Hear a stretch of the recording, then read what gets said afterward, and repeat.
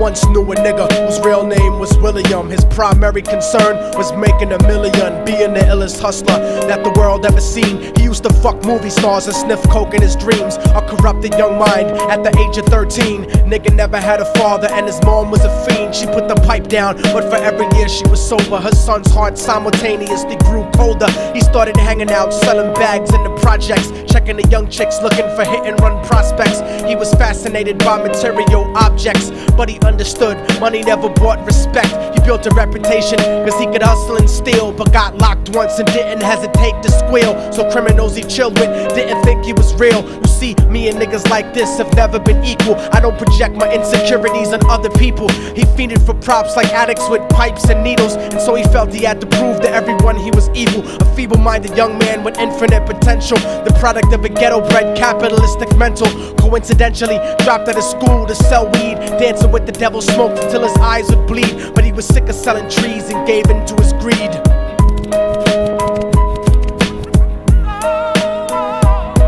Everyone tryna be trife, never face the consequences. You probably only did a month for minor offenses. Ask a nigga doing life if he had another chance. But then again, there's always the wicked that knew in advance. Dance forever with the devil on a cold cell block. But that's what happens when you rape, murder, and sell rock. Devils used to be gods, angels that fell from the top. There's no diversity because we're burning in the melting pot.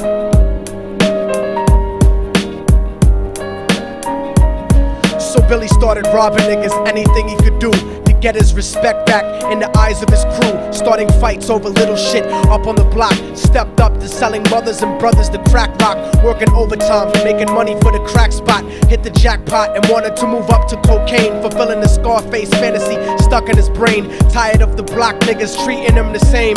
He wanted to be major like the cutthroats and the thugs, but when he tried to step to him, niggas showed him no love. They told him any motherfucking coward can sell drugs. Any bitch nigga with a gun can bust slugs.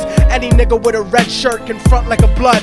Even Puffy smoked the motherfucker up in the club. But only a real thug can stab someone till they die. Standing in front of them, staring straight into their eyes, Billy realized that these men were well guarded, and they wanted to test him before business started. Suggested raping a bitch to prove he was cold-hearted. So now he had a choice between going back to his life or making money with made men. Up in the sight, his dreams about cars and ice made him agree a hardcore nigga is all he ever wanted to be. And so he met them Friday night at 2:45.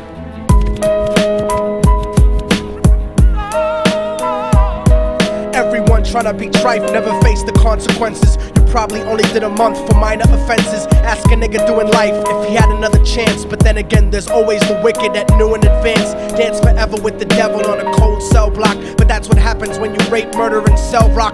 Devils used to be gods, angels that fell from the top. There's no diversity because we're burning in the melting pot.